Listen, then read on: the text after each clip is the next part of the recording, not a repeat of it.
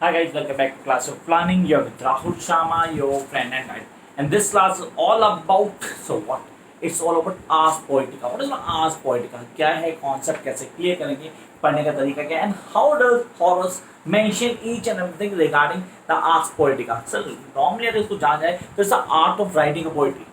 किसी पोइट्री को कैसे लिखा जाएगा, उसके कॉन्सेप्ट क्या होंगे, किन बेसिक्स को हमें ऑन टिप करना है and how I am going to be the master of it. The master normally हमारे दिमाग में कई सारी चीज़ आती हैं कि being a master of something you need to know how to write on poetry. How you going to write on poetry. Normally अगर लिखा जाता है कि आप एक पोएट्री को कैसे लिखेंगे तो आपके दिमाग में आता है sir this is a thought, a emotion, a imagination that must come in a mind while writing a poetry. मतलब इमेजिनेशन, एक थॉट, एक प्रोसेस होना चाहिए दिमाग में जिसको हम पोएट्री लिखते हैं. अच्छा ये थॉट है, ये जो प्रोसेस है ये वेरी करता है सर, बदलता है. Normally when I am being very happy या मैं बहुत ज़्यादा उदास हूँ या मैं बहुत ज़्यादा गुस्से में हूँ तो एट दैट टाइम वो मेरी राइटिंग को रिफ्लेक्ट करेगा. तो हॉरस सबसे पहले ये बोलता है, कह रहा है किसी भी पोइट्री को लिखते ही पोइट को पब्लिश नहीं करना चाहिए. You can not publish a poetry as you just write on कि आपने लिखा और पब्लिश कर दिया. यार वो बदलती है सीरियसली. सर बदलती कैसे? उसके हिसाब से हर पोइट्री को लिखने के बाद पोइट को लीस्ट टू लीस्ट 9 ईयर्स उस पोइट्री को अपने पास रखना चाहिए सो दैट उसको एनालाइज कर पाए टाइम टू टाइम क्या इसका बेसिक पर्पस क्या है. One of my friend was writing a poetry about his own wife. Seriously wife कह रहे बहुत अच्छी पोइट्री कर रहा. अब उस वक्त उसको बहुत प्यार करता था. सीरियसली एक दिन लड़ाई हुई तो उसने कहा सर बहुत प्यार करता था, लेकिन एक दिन लड़ाई होने पर उसने एक पोइट्री लिखी अपनी वाइफ के लिए. देख के मैं भी एक बार डर गया. मैं कहा what the hell you are writing. उसने कहा नहीं यार बिल्कुल ठीक है पोइट्री लिख दे. बट आफ्टर सर्टेन डे उसने कहा नहीं यार ये पोइट्री गलत थी, मैंने उसकी क्वालिटीज को गलत एप्रोप्रिएट कर दिया. ये हर पोइट के हाथ से होता है क्योंकि यहाँ पे उसको एक टाइम चाहिए. अबे पोइट्री में क्या क्या होना चाहिए सर? इमेजिन होना चाहिए, डिक्शन होना चाहिए, हार्मनी होना चाहिए, एक प्रपोर्शन होना चाहिए, एक क्वालिटी राइटिंग होनी चाहिए. अभी सारी चीज़ें मैं मेंशन करता हूँ तो मेरे को लास्ट क्लास में लगातार मैसेज आते हैं कि सर आप प्लीज़ आस्क पोएट्री को बताएं और प्लीज़ आप अपने नोट्स के थ्रू आप पूरा एक्सप्लेन करना कि वर्ड टू वर्ड हम आस्क पोएट्री को क्लियर करेंगे. तो यहाँ मेरे हाथ में मेरे पास नोट्स है, मैंने आस्क पोएट्री का के. अब इसको मैं पूरी डिटेल में आपको बताऊंगा क्या है, किन कॉन्सेप्ट को फॉलो करने में कैसे समझ पाएंगे. तो before going for this poetry I really want you to work out the 3 basic points. 3 basic points होते हैं पोएट्री के आपके दिमाग में होने चाहिए जो आप लोग लिख लेंगे. थोड़ा आराम से चलेंगे, कोई जल्दी नहीं है. डोंट थिंक कि अगर आपको जल्दी है तो ठीक है गाइस, लेकिन यहाँ पे आप उसको डाउनलोड कर सकते हो वीडियो को ईजिली आप देखते हैं ना. वो जो लोग अभी पूरा वर्कआउट कर रहे हैं as you those are online student तो यार इनके लिए वीडियो जरूरी होती है. तो यहाँ पे मैंने कहा यार ये सारी चीज़ें आप लोग प्लीज़ नोट डाउन करना एज यू मस्ट हमारे नोट्स आपके पास नोट्स होने चाहिए. आप इन चीज़ों को फॉलो कर सकते हैं. द फर्स्ट थिंग सर 3 चीज़ों में सबसे पहले a point demand unity. Sir unity, sir unity का तो unit of time, unity of place, unity of action. 3 चीज देखिए, time, place and movement. Normally action के नाम जानते हैं, यूनिटी ऑफ एक्शन के नाम जाना जाता है. तो a poem must have a unity, it to be secured a harmonious and proportionate as well as must have a good choice, a choice of subject along with the diction. ये सारी चीजें poetry में चाहिए. How you writing guys? Please do write on these points. तो मैं बार बार mention नहीं कर पाऊंगा, शायद आपको मिलेंगे नहीं, तो प्लीज इनको साथ साथ लिख लेना. Come to next point, metre and style must be appropriate theme of the character. Metre and style. Sir metre, अब सर लोग बोलते हैं हेक्सामीटर क्या है, पेंटामीटर क्या है, आयम्बिक पेंटामीटर क्या होता है. इन सब के लिए एक वीडियो लेके आऊंगा विद इन डे और 2. वो आप पूरा कॉन्सेप्ट ले लेना कि मीटर क्या है, कैसे समझ सकते हैं. Then jump to next point, a good model will always found in Homer. Homer की राइटिंग में सारा मिलता है, तो आप होमर को प्लीज रीड करें, बेटर रहेगा आपके लिए. जंप टू नेक्स्ट वन, कहता है dramatic poetry calls special care. Yes when it's a dramatic poetry. So उसको कुछ एग्जांपल्स या डिटेल में पूरे दूंगा मैं, वीडियो को लास्ट तक देखना. कहता है as to character drawing proportionate to representation, length of a play, number of actors, use of chorus and its music. Chorus, who is the chorus, कौन है कोरस, कैसे डील करते हैं कोरस को. कोरस के लिए मैंने बहुत ज़्यादा हाईलाइट किया बेसिक्स को. मैंने आपको बोला कि कोरस पे ध्यान देना आपने. Then special feature the static type, verse forms and employment of Greek models. ये सारी चीजें होनी चाहिए. Jump to the next point, a poet qualification include common sense, knowledge of character, indolence of high ideas, combination of indolence and utility.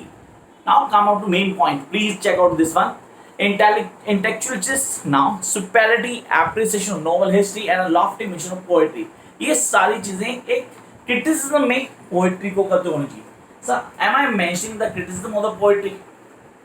As the other usually YouTubers बहुत सारे क्या होते हैं, बता देते आप पोएटिका, आपको बता देते हॉरर्स हॉरर्स की हिस्ट्री के बारे में, कोई जरूरत नहीं जाने की यार. आप पोएटिका उससे रिलेटेड कुछ भी नहीं आता.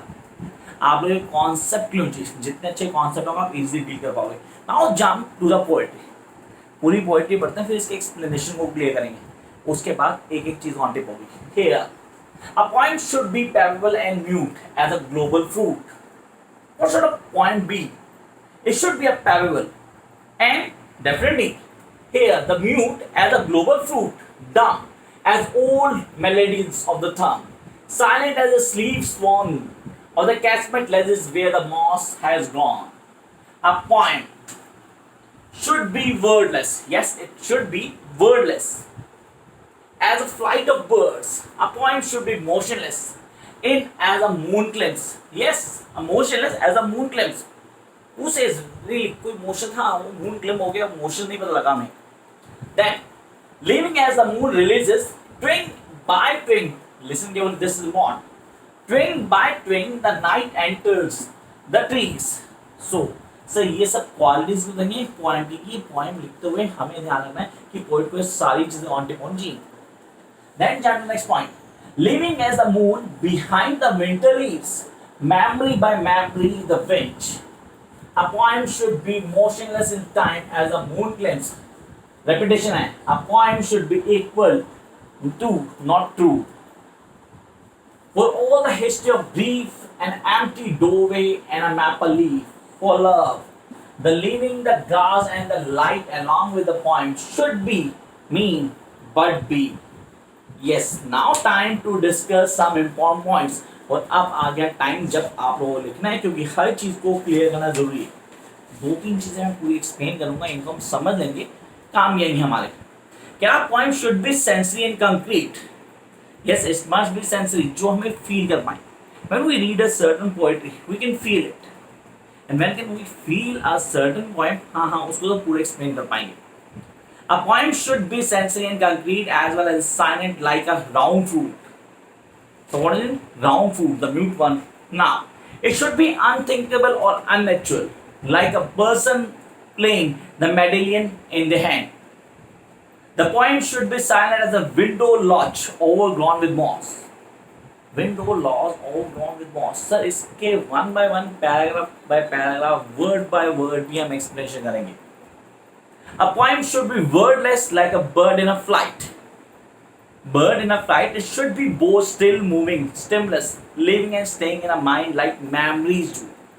जिस तरह memories काम करती है, पूरा उसने उसको explain किया. Then we jump to the next point. Oh, like the moon with both rises stationary in the sky. Perhaps these lines also mean that a poem should reveal and conceal. Yeah, it must be revealing, it must be concealed. Next one. Like the moon lights the trees hang behind the winter leaves, rendering them black. The speaker repeats the changes about the moon climbing. Retrieving a poem should be contain these qualities of moon.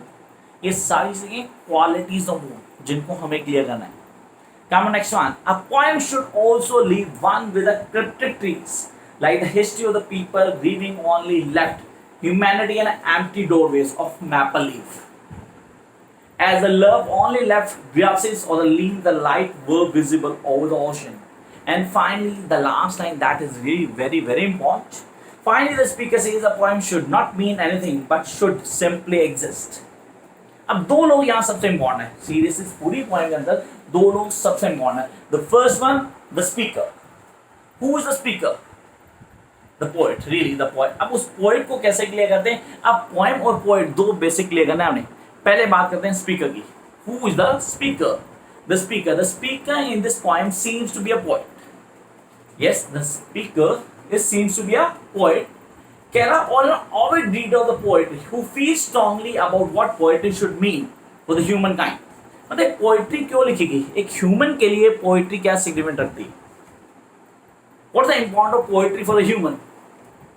Through poetry, a human can really convert, or I must say, express his feelings towards anyone, जिसके लिए वो चाहता है.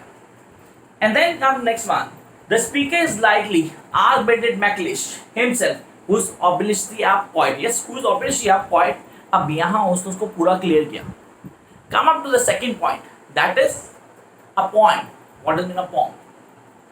In a poem, the concept of poem is some ways personified. So उसको personified कर देगा, personified कर देगा. इसके लिए हमें personified को clear करना होगा, उसके concept को समझना होगा.